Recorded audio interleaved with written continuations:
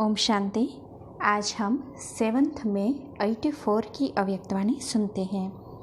आज की वाणी का सार है, बैलेंस रखने से ही ब्लेसिंग की प्राप्ति। प्यार के सागर, आनंद के सागर शिव बाबा पद्मा पदम भाग्यवान बच्चों प्रति बोले। आज प्रेम स्वरूप, याद स्वरूप बच्चों को प्रेम और याद का रिटर्न देने के लिए प्रेम के सागर बाप इस प्यार की महफिल बीच आए हैं। यह रूहानी प्यार की महफिल, रूहानी संबंध की मिलन महफिल है, जो सारे कल्प में अब ही अनुभव करते हो। सिवाय इस एक जन्म के और कब भी रूहानी बाप का रूहानी प्यार मिल न सके।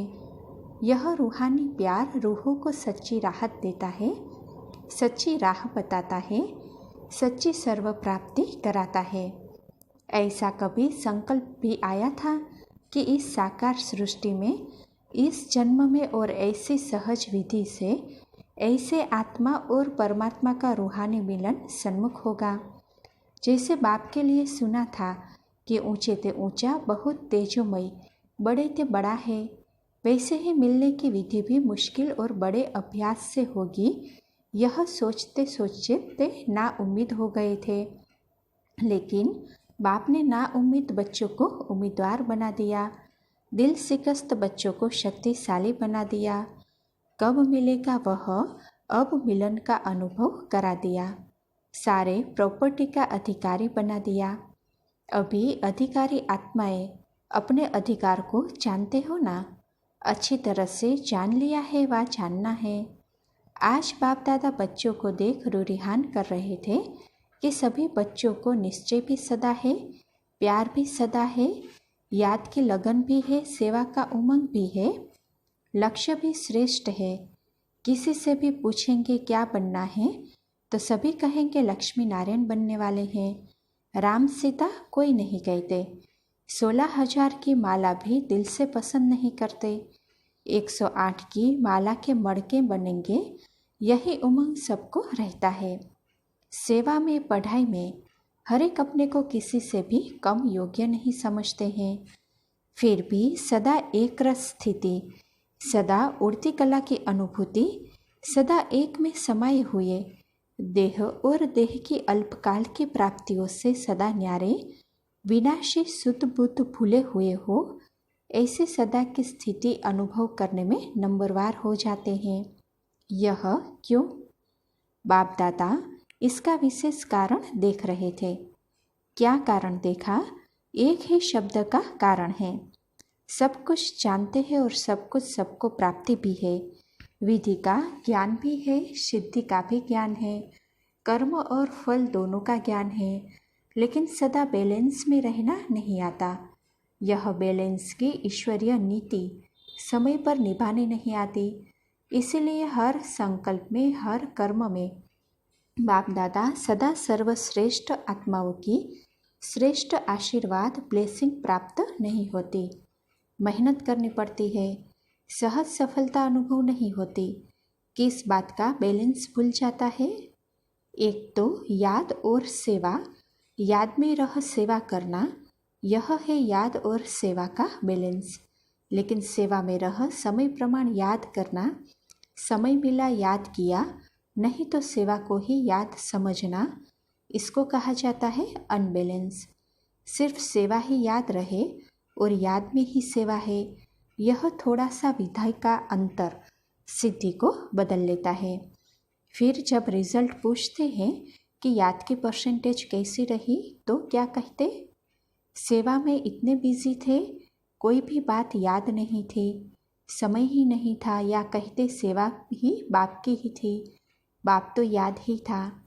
लेकिन जितना सेवा में समय और लगन रही, उतना ही याद की शक्तिशाली अनुभूति रही। जितना सेवा में स्वमान रहा, उतना ही निर्माण भाव रहा। ये बैलेंस रहा। बहुत बड़ी, बहुत अच्छी सेवा की, यह स्वमान तो अच्छा है, लेकिन जितना स्वमान उतना निर्माण भाव रहे। करावनहार बाप ने निमित्त बन सेवा कराई, यह है निमित्त निर्माण भाव। निमित्त बने सेवा अच्छी हुई, वृद्धि हुई, सफलता स्वरूप बने, यह स्वमान तो अच्छा है, लेकिन सिर्फ स्वमान नहीं, निर्माण भाव का भी बैलेंस हो। यह बैलेंस सदा ही सहज सफलता स्वरूप बना देता है। स्वमान भी जरूरी है, देहभान नहीं स्वमान। लेकिन स्वमान और निर्माण दोनों का बैलेंस न होने कारण स्वमान देह अभिमान में बदल जाता है। सेवा हुई, सफलता हुई, यह खुशी तो होनी चाहिए। वाह बाबा, आपने निमित्त बनाया, मैंने नहीं किया, यह मैंपन स्वमान को देह अभिमान में ले आता है। याद और सेवा का बैलेंस रखने वाले स्वमान और निर्माण का भी बैलेंस रखते हैं। तो समझा बैलेंस किस बात में नीचे ऊपर होता है। ऐसे ही जिम्मेवारी के ताज होने के कारण हर कार्य में जिम्मेवारी भी पूरी निभानी है। चाहे लौकिक सो अलौकिक प्रवृत्ति है, चाहे ईश्वरीय सेवा की प्रवृत्ति है, दोनों प्रवृत्ति की अपनी अपनी जिम्मेवारी निभाने में जितना न्यारा उतना प्यारा, यह बैलेंस हो। हर जिम्मेवारी को निभाना यह भी आवश्यक है, लेकिन जितनी बड़ी जिम्मेवारी उतना ही डबल लाइट। जिम्मेवारी निभाते हुए जिम्मेवारी के बोझ से न्यारे रहो। इसको कहते हैं बाप का प्यारा। घबरावे नहीं, क्या करूँ, बहुत जिम्मेवारी है, यह करूँ वह नहीं, क्या करूँ, यह भी करूँ वह भी करूँ, बड़ा मुश्किल है, यह महसूसता अर्थात बोझ है। तो डबल लाइट तो नहीं हुए ना। डबल लाइट अर्थात न्यारा। कोई भी जिम्मेवारी के कर्म के हलचल का बोझ नहीं। इसको कहा जाता है न्यारे और प्यारे का बैलेंस रखने वाले। दूसरी बात, पुरुषार्थ में चलते चलते पुरुषार्थ से जो प्राप्ति होती उसका अनुभव करते करते बहुत प्राप्ति के नशे और खुशी में आ जाते। बस हमने पा लिया, अनुभव कर लिया, महावीर महारथी बन गए, ज्ञानी बन गए, योगी भी बन गए, सेवाधारी भी बन गए। यह प्राप्ति बहुत अच्छी है, लेकिन इस प्राप्ति के नशे में अलबेलापन भी आ जाता है। इसका कारण योगी बने, ज्ञानी बने, सेवाधारी बने, लेकिन हर कदम में उड़ती कला का अनुभव करते हो। जब तक जीना है तब तक हर कदम में उड़ती कला में उड़ना है। इस लक्ष्य से जो आज करते उसमें और नवीनता आई, वह जहाँ तक पहुँचे वही सीमा संपूर्णता की सीमा समझ लिया। पुरुषार्थ में प्राप्ति का नशा और खुशी भी आवश्यक है, लेकिन हर कदम में उन्नति व उड़ती कला का अनुभव भी आवश्यक है। अगर यह बैलेंस नहीं रहता तो अलबेलापन ब्लेसिंग प्राप्त करा नहीं सकता। इसीलिए पुरुषार्थी जीवन में जितना पाया उसका नशा भी हो और हर कदम में उन्नति का अनुभव भी हो। इसको कहा जाता है बैलेंस। यह बैलेंस सदा रहे। ऐसे नहीं समझना हम तो सब जान गए, अनुभवी बन गए, बहुत अच्छी रीति से चल रहे हैं। अच्छे बने हो यह तो बहुत अच्छा है, लेकिन और आगे उन्नति को पाना है। ऐसे विशेष कर्म कर सर्व आत्माओं के आगे निमित्त एग्जाम्पल बनना है, यह नहीं भूलना। समझा किन किन बातों में बैलेंस रखना है। इस बैलेंस द्वारा स्वतः ही ब्लेसिंग मिलती रहती है। तो समझा नंबर क्यों बनते हैं। कोई किस बात के बैलेंस में, कोई किस बात के बैलेंस में अलबेले बन जाते हैं। बॉम्बे निवासी तो अलबेले नहीं होना, हर बात में बैलेंस रखने वाले होना, बैलेंस की कला में होशियार होना। बैलेंस भी एक कला है, इस कला में संपन्न होना।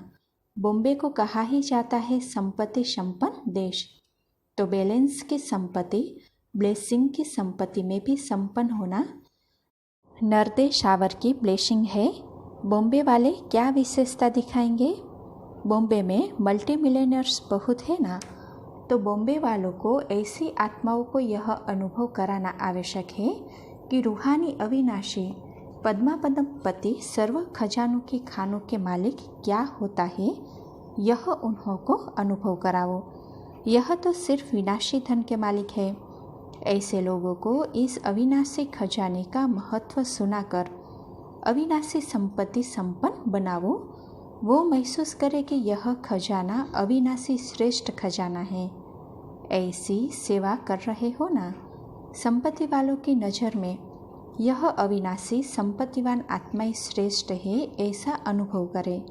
समझा? ऐसे नहीं सोचना कि उन्हों का पाठ तो है ही नहीं, अंत में इन्हों के भी जगाने का पाठ है। संबंध में नहीं आएंगे लेकिन संपर्क में आएंगे। इसलिए अब ऐसी आत्माओं को भी जगाने का समय पहुंच गया है। तो जगाओ, खूब अच्छी तरह से जगाओ, क्योंकि संपत्ति के नशे की नींद में सोए हुए हैं। नशे वालों को बार बार जगाना पड़ता है, एक बार से नहीं जागते। तो अब ऐसे नशे में सोने वाली आत्माओं को अविनाशी संपत्ति के अनुभवों से परिचित कराओ। समझा? बॉम्बे वाले तो मायाचित हो ना। माया को समुद्र में डाल दिया ना, तले में डाला या ऊपर ऊपर से। अगर ऊपर से कोई चीज़ होती तो फिर लहरों से किनारे आ जाती, तले में डाल दिया तो स्वाहा। तो माया फिर किनारे तो नहीं आ जाती है ना। बॉम्बे निवासियों को हर बात में एग्जाम्पल बनना है, हर विशेषता में एग्जाम्पल।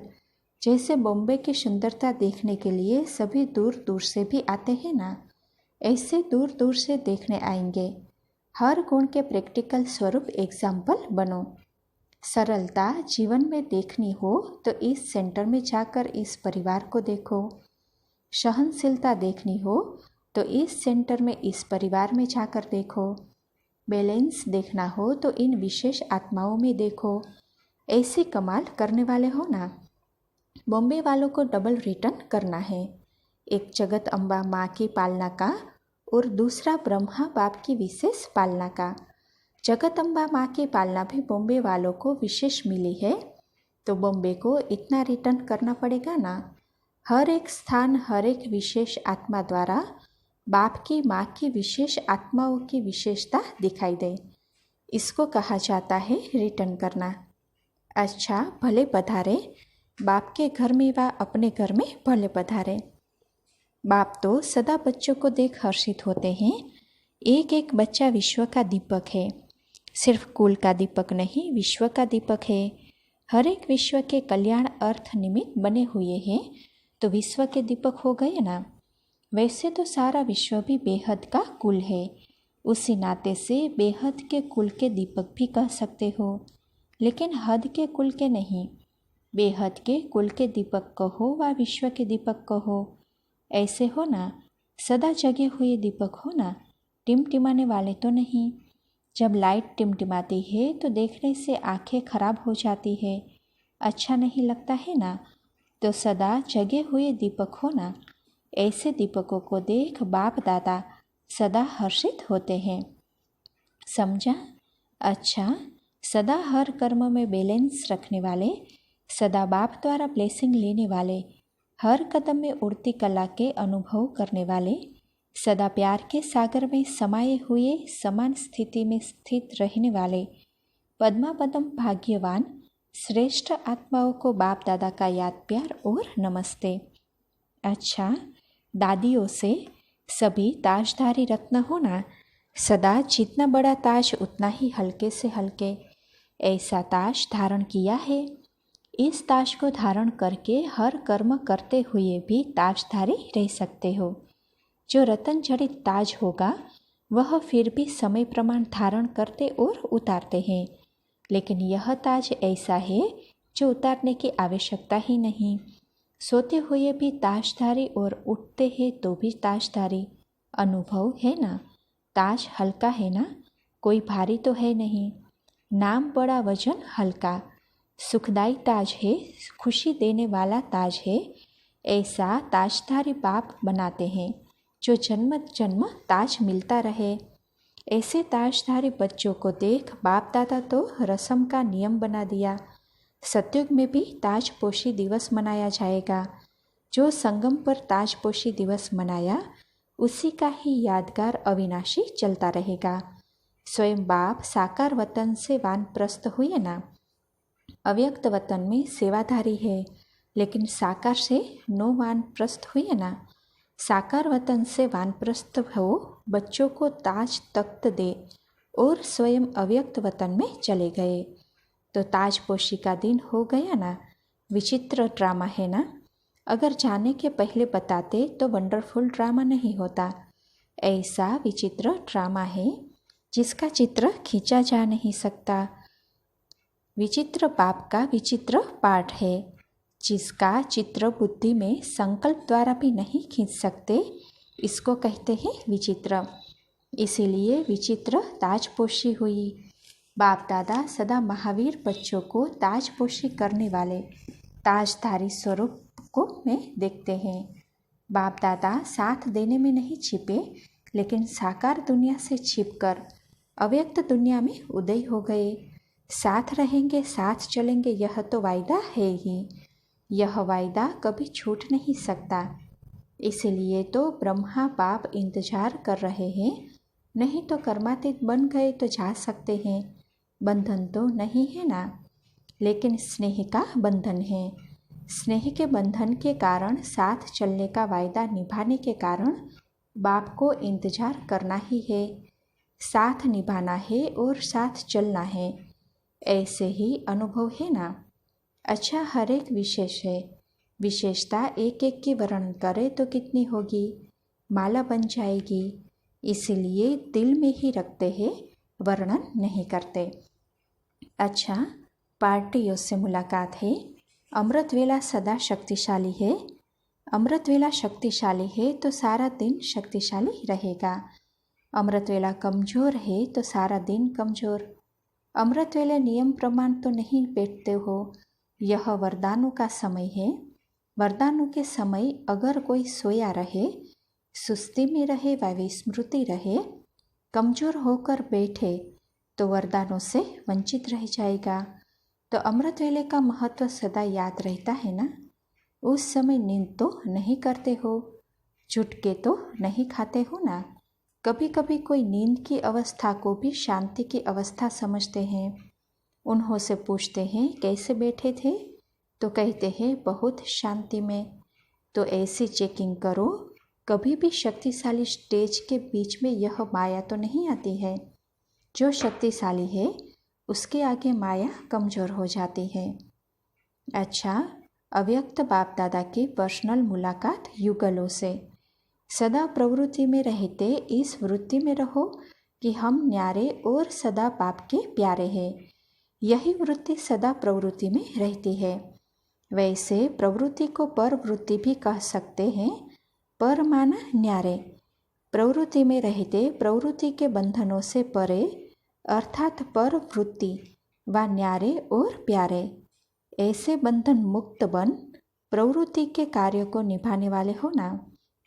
बंधन में बंधने वाले नहीं, लेकिन बंधन मुक्त हो कर्म करने वाले। मन का भी बंधन नहीं। एक है तन का बंधन, दूसरा है मन का बंधन, तीसरा है संबंध का बंधन, व्यवहार का बंधन। तो सब बंधनों से मुक्त। निर्बंधन आत्मा बंध नहीं सकती। सारे बंधन लगन की अग्नि से भस्म करने वाले।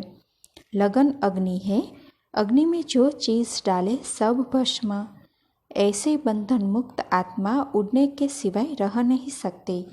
बंधन फंसाता, निर्बंधन उड़ाता है। बंधन का पिंजरा खुला तो पंछी उड़ेगा ना।